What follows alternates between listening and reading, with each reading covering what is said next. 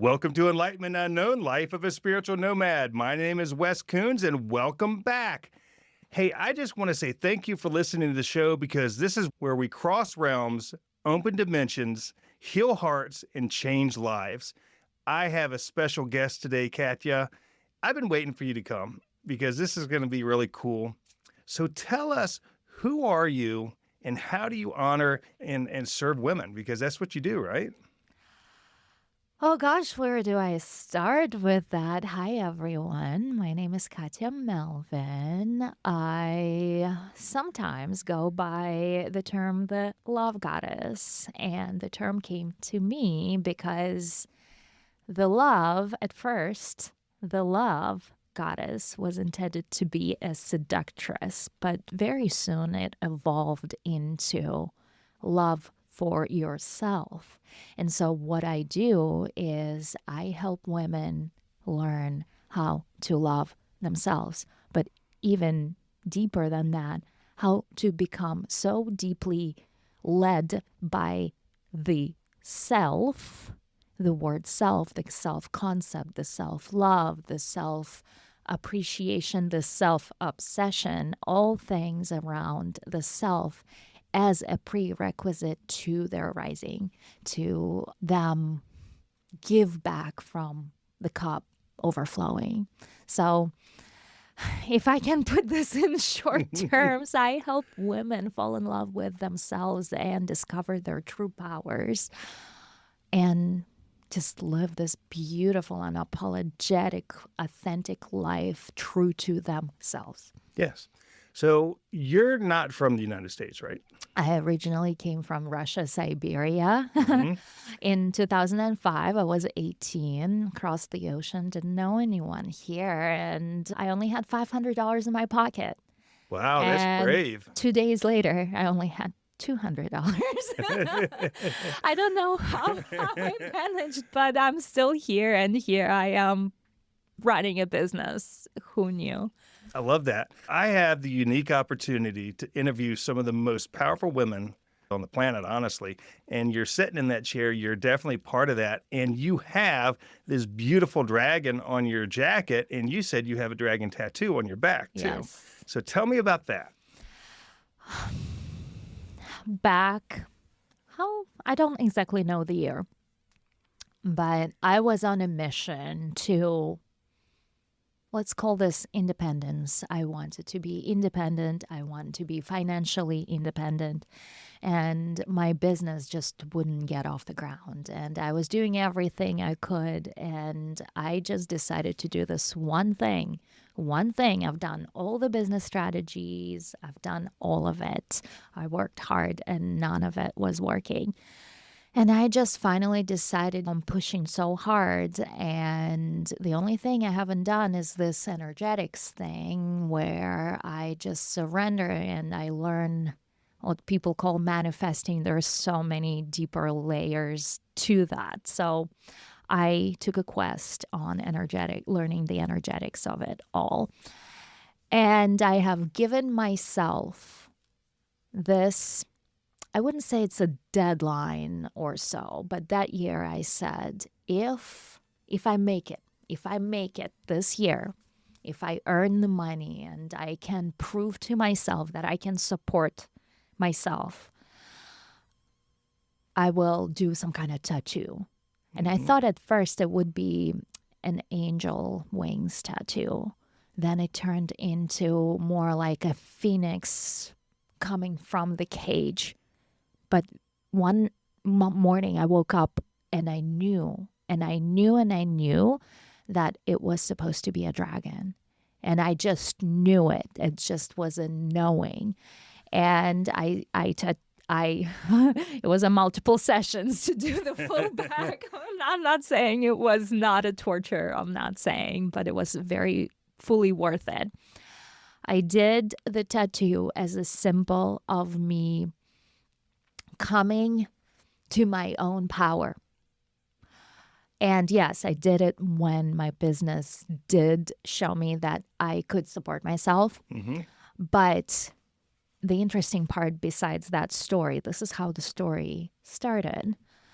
how the story unfolded later on, the dragon became the symbol of my business. And not only that, last year in 2025 in March, I was under Energetics of Business Coaching. And she led us through an experience where we tapped into the energetics of our business, and our business was supposed to present itself as an animal of some sorts. Mm-hmm. And so she had us go through an exercise of hatching the animal. And this could have been an animal, this could have been an object. And to my absolute shock, when the animal hatched, it was a dragon. That's cool. I like that. I realized that. that dragon is the spirit animal of my business and everything that I do. And that is why it came to me. And it was just the full circle coming together. And I loved it. Wow, that's cool. Well, I have the first dragon that showed itself to me. I was on a spiritual mountain in Abington, Virginia, and there was a green-eyed dragon. But I work with a red dragon when I do certain healing work, especially if I work with clearing demonic energies and stuff. I'll send my dragon because I don't do it. So I understand what you mean about your dragon. That's cool.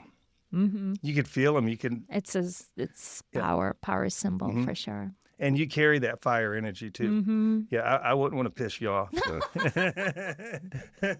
I'm actually really nice. Yeah, I know you are. But if you look at your culture doesn't really spell out women be free and support and step up and support yourself and honor yourself, right? So you broke those generational curses, you broke those barriers, and I just want to say I'm proud of you because that's not an easy thing to do. And then here you are, you're helping all these women see how beautiful they are, see how their bodies are perfect no matter what it is. And your studio is fantastic. So I love that. That was really cool. Thank you. Thank you. I think a very fundamental moment for me on a journey to this part of the mission that I am serving right now was seeing my parents fight. And I, since then, declared a man would never speak to me like that. And a man never spoke to me like that. And I feel that this coming into feminine power and into feminine beauty is part of what I am translating to women who come to work with us, whether it's for photo sessions, whether it's for coaching services. So to me, it's about women finding that power, and it does not have to come from that toxic energy, right? Sure. It's just knowing that you are worthy no matter what, and just being in that element, right? Yeah, exactly. I think, if I'm saying this correctly, I've seen a lot of ladies that will step into a masculine energy to step into their power, but that's not really where their power is. So we are let's go back to the whole conversation of feminism, right? And how it all started and where women were declaring we are even to men. And I think this step was necessary as an evolutionary step to where we are now. We understand we don't need to claim the rights because they don't give us the fulfillment but it was a necessary step for us to feel that we are worthy, right? So that's kind of similar example to what you are saying. Yes, women are stepping into their masculine, but that's simply just a very beginning stage of where they're heading. And if they continue evolving and growing, they'll understand they don't need to be claiming that masculine energy. They can be in their power and be in their feminine. Sure. So you mentioned a second ago that you have coaching. What kind of coaching do you do? What does that look like? It's so funny. Thank you for asking. This kind of has been a full circle moment for me. From a month ago, I developed the whole concept of what I call the stages of awakening. I carried it with me, but I never developed or put it into this concept in the first place. And so there are 5 stages of awakening. We people, majority of people, and I started there too, live in victim state, meaning we don't know we are victim, but we are blaming the government, the weather, the employer, everything. And we are sitting and waiting for our life to change from the outside. The prince on the white horse is going to come and save me, or I win the lottery. So all of these situations that we are waiting on, they're coming from outside, where we don't really feel that we build our own life. And so the victim is we are not taking responsibility for our life, and we are waiting for someone else to come and change it. And I lived in that state for 10 years. Until one of the 4 Ds, I call them the 4 Ds, death, disease, divorce, or debt, comes along, knocks you off your feet. And from that point, you realize I can't be sitting and waiting for someone else, because nobody's going to come and save you, somebody else to come and save you. So that's when we are awakening into the second stage, which is rebellion, which is I've been wasting all this time waiting. And I now see that the rules that the life is made out of is all a lie, and none of it is true. And I used to believe in this, and it's not how life works. So we rebel and we step into our anger. Some women feel like there's something wrong. They should not be angry. But the truth is, the way I see it, it's the next stage. Mm-hmm. It's you actually coming to terms with realizing that there is no more waiting. You must go through anger, through the fire, and then realize and take responsibility for starting building your own life. So stage 2 is anger, is going through one of the 4 Ds. And for me, this was a loss of a baby. It was a death of a baby that I have experienced, that I thought the baby's going to come and change my life, and I was going to finally be a stay-at-home mom and all my dreams come true, and that never came true. And I was so angry. Why did this happen to me? So that was my anger stage. From that stage, I realized I cannot be sitting and waiting. I've been waiting for 10 years. I'm going to finally step up and change my life, take responsibility. And so that is when stage 3 kicks in. And that's your peace with what happened, but also it's your path towards creating your own life finally and figuring it out. And that's when I started figuring out, how can I make the money? How can I help others? How can I start the business? And so I did that. I found my peace. But the next stage from peace is what I call the love goddess. And that is when coaching comes into play. You're not just at peace with your life. You start loving your life. You start loving yourself. You start noticing how beautiful things around you, how you start loving people. You start loving you, because love to others comes from loving you. Sure. Right. So that is where most women are seeking to come from, lower stages of awakening, and learn to love themselves. And what I hear from women that are coming to me is I'm putting myself on a back burner. I'm always doing this for others, and there's never time for me. And so I'm helping them to find their love goddess. However, there is the 5th stage, which I have discovered after thinking there's only 4 stages. And the 5th stage is the creatrix stage. When you learn to manipulate energy and create your life by design through your frequency, that is when games starts. That's when you're ruling the roost. Yeah. That's when you finally figure out life and you say, I've been doing all of this when I can just do this. How did I not know that? So my passion is actually coach women into creatrix, but a lot of women that I am working with are not yet ready to even fathom this concept. So I have to work through stages. Sure. I have to, and in order to get to creatrix stage, you have to learn to love yourself and prioritize yourself before you can create from the self. So that's prerequisite. So we need to learn how to love ourselves, and from that place create our life. Well, you're exactly right, and I learned.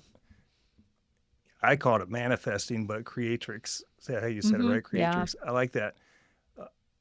Our word and the words that we say are so powerful. You know, the frequency that we carry. It's what you see is what you get. Yeah. If you're miserable, that's the frequency you carry. If you're just everything is just super easy, that's the frequency you carry. Yeah. But it is a process. You know, I hate saying things are a process, but it is, because we have to heal. We have to let things go. And I tell people all the time, it's okay to be angry, but don't put guilt and shame on you being angry. Don't feel guilty for being angry. Be pissed off. If you're pissed off at him or her or yourself, be pissed off for a little bit. Yeah. You'll get through the process quicker. So the path to love goddess is what you are saying, the healing. The healing. You have to do lots of shadow work to get through to that place of love to yourself. But once you are at the love goddess, and I'm talking in terms of women, that completely applies to men too. Sure. When we get to to the state where we love ourselves, the next state is higher frequency. Shadow work is not necessarily needed. It's about you getting into even higher vibration, higher frequency, higher love. And from that place you create. But shadow work is required to get to the love goddess. And yes, healing, going, being aware of your patterns, being aware of a lot of us just going through life unconscious. A lot of us having this mind chatter, and what is it even? What's even, who is talking in our heads? Yeah, exactly. Well, one of the things I found going through that process is I want to say that at some level, I feel like I'm almost more alone, but I don't feel like I'm alone. I'm just with myself, right? And because as these people show up, at least on my side of the fence, these ladies show up that might show interest. I can see the patterns that are there, and if they're not on a healing journey, I can't participate. Even hanging out as friends, I can't participate because it's going to lower my vibration and it's going to take me backwards. And it's not that I don't care about them. It's not that I don't love them. I just need to love you from a distance. Right. Oh, I can relate. I definitely cut out a lot of people out of my life. I don't want that energy, that frequency.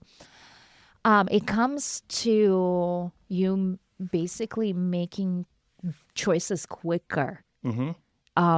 I experienced this on employee side of things. I just now know that this is not the right people. They're in victim energy. I just need to cut them off ASAP before we get too deep.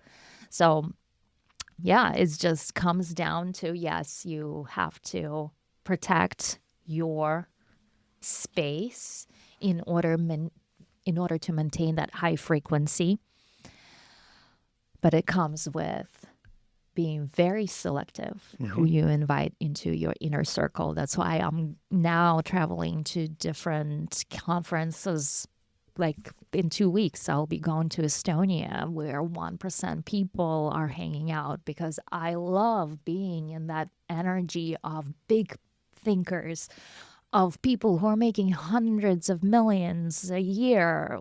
I want that for myself, and I want to put myself into their circle, into their energetics. I want to soak that up. And I know here in Virginia Beach, I don't meet that many people who are Yeah, yeah, in that vibe. sure. It's different in different areas. Yeah, I trained with this real estate trainer, Mike Ferry, for 30 years, and he would say all the time, he said, you become who you sit with. You become Mm-hmm. what you think about. You become whomever you hang out Mm-hmm. with. And Mm-hmm. he was always very selective on who he had dinner with. Mm-hmm. And from time to time, he would allow me to come in and sit with somebody, or excuse me, sit with a group of people. And I remember I was married at the time, and I remember looking around the table thinking that I'm the only person at the table that's not making at least $10 million a year. Mm-hmm. And they looked like me. They kind of dressed like me. They had 2 arms, 2 legs, 1 head. There was no real difference except for what goes on except for what goes on between their ears Mm-hmm. and their energy level. Mm-hmm. It was crazy. Mm-hmm. So at that point in time, I didn't quite understand things, but at this age, I do. Mm-hmm. Yeah. It's the energetics. I went through a phase. Actually, I go through these cycles where I am so on top of maintaining the mindset game, and then I forget all of a sudden all of it, and I have to relearn everything. Now I created a checklist for myself, quite an extensive checklist, so I could quicker remember the process. Yeah, that's right. But That's I feel funny. like I just had this layer of like being on top of it with my frequency, with my mindset, with energetics, with my what I call identity shifting, because in order to become that person, you first have to become that person energetically. So you must maintain that energy levels within you before it's even obvious that you are that person. But then you are guided towards becoming that person. And the craziest part about this, and we are talking all creatrix area right now. That's my favorite conversation. I'm so excited about that.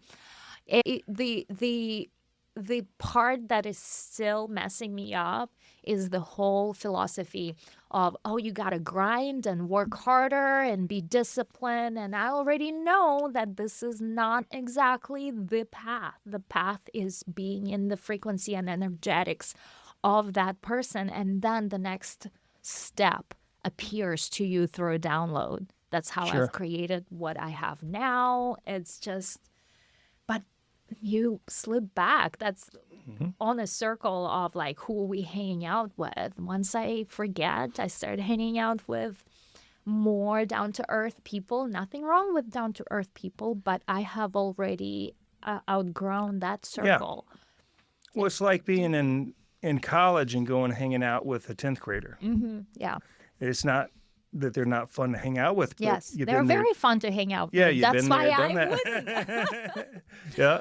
But So, then, but you somehow like their mindset kind of sneaks into yours, and you can't fully guard yourself. That's Even right. you can say, oh no, I'm not gonna get into that, and you still do. That's right. Well, it's just like if somebody's in NA or AA, they talk about that newcomer is going to drag you down before you can rise them up. So you don't go there unless you've got a solid system, and having a solid system in your sacred journey is knowing when you're making a mistake almost instantaneously, because then you can shift it. You can shift that energy. And I have a friend of mine that has cancer, and he's put it all over Facebook. He keeps talking about how he's going to fight, and I'm like, all you're doing is feeding that, because you don't need to fight. Fight creates friction. There's frustration, there's anger, and I understand what he's saying, but feeding the energy of that disease is the biggest mistake you can do. Right. And how do you explain this to people? Yeah. That's the challenge. Well, I tried, and he didn't want to hear me, so I just love him from a distance and send prayers. But the reality is you don't feed that and put it all over social media. Exactly. What you focus on, you create more of. Yeah. And there is another, in line of that same category, there is another school of thought that I have to fight. Life is hard and I'm going to fight because we are fighters. And how do I explain to people, or do I even try, that fighting is unnecessary because you create more fighting and you're going to continue fighting? What you need is to surrender and expect best life, best outcomes, things working out for you. Well, I remember, basically high school was over and I'm trying to figure out what I'm going to do with my life. And I wanted to do something hard. So I joined the Marine Corps. So it was the most difficult thing I could do. And I wasn't going to join the Navy because my dad wanted me to go to the Navy. I'm like, I'm not going to the Navy. I'm going to do something difficult. So I specifically asked the universe, give me the hardest life that you can give me. And it's taken me a long time to come to that realization and say, I don't want a hard life anymore.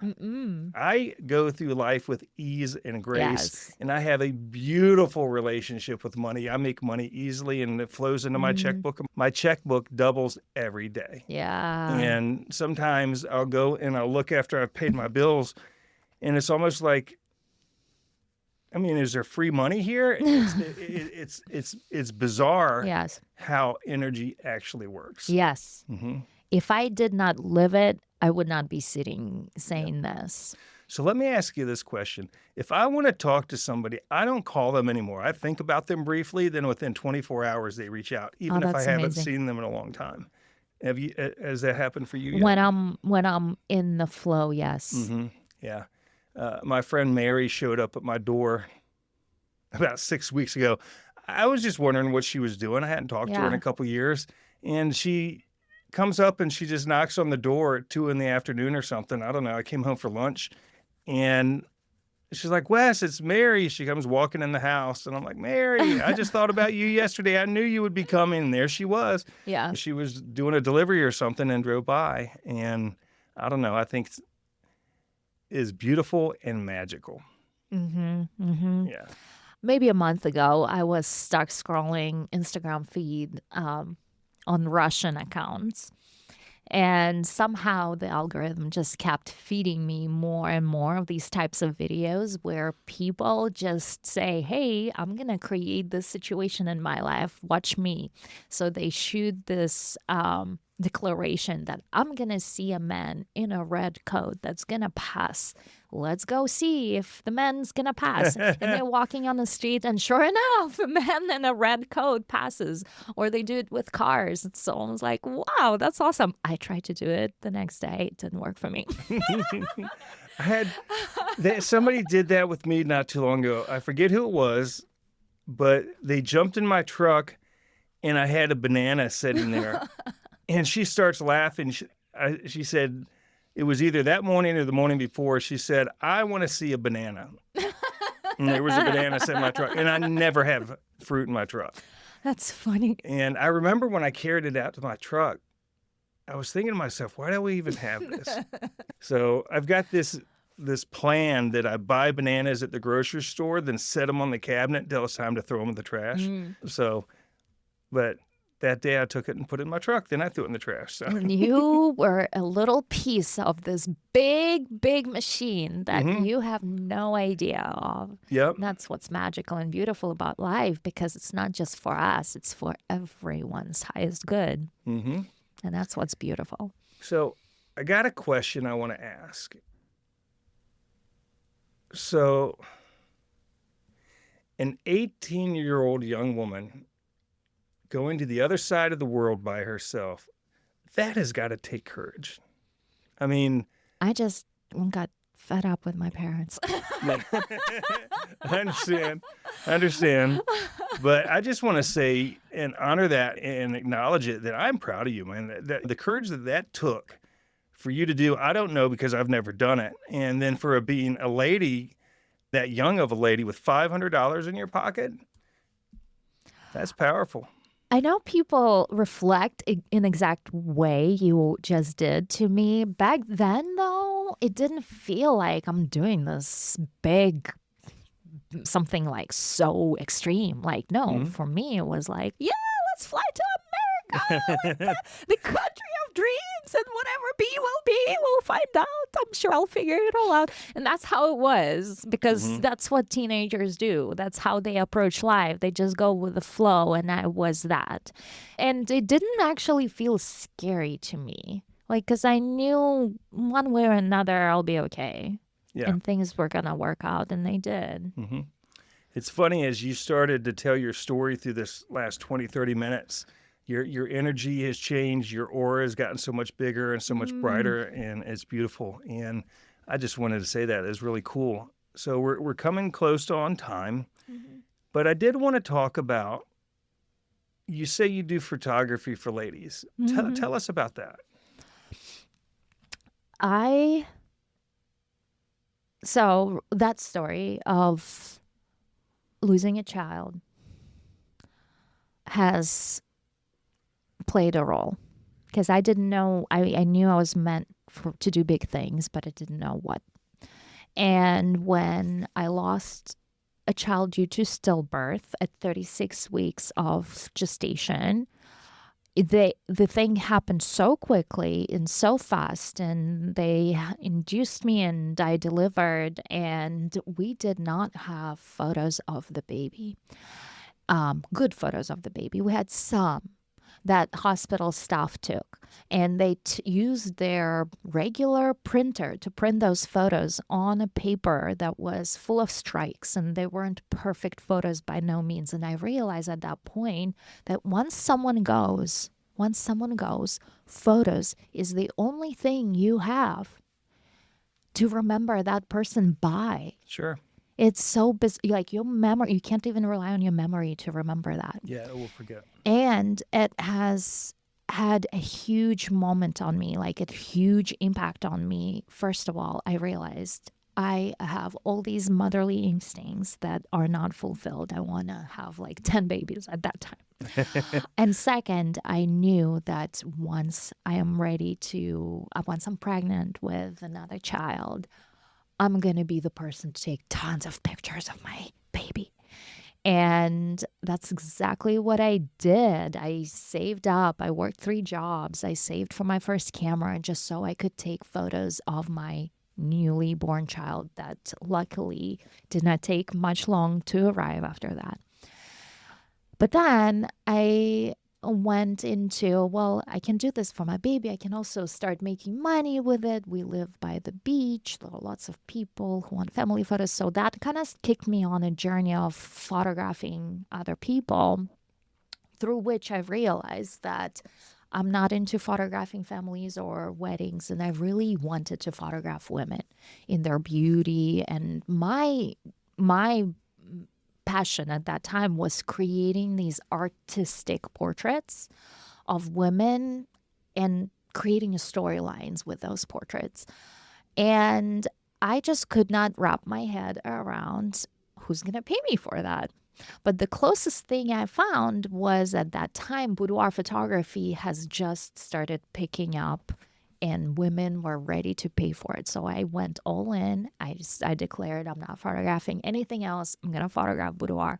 And that has started the photography side of what we are doing now. We photographing boudoir and pinup. And women come, yes, they want to feel hot and beautiful, but a lot of times they also want to reclaim their self-worth and self-image, because what we see most often is women coming and thinking they are old or not pretty, and then they see the images that are done in professional lighting, with professional equipment, with professional posing, and they see themselves not even edited, because when we do viewings, the images are not edited at that point. Women are crying. Nice. Seeing their images. That's how much of a mental impact it has on women. And what happens is self-worth increasing. Women finally seeing themselves beautiful, and then they go home and then they start dressing up, and then they carry themselves higher and they're happier and more confident, and because of that, everything else in life shifts. So Is that when they That's get rid of the deadbeat husband? now.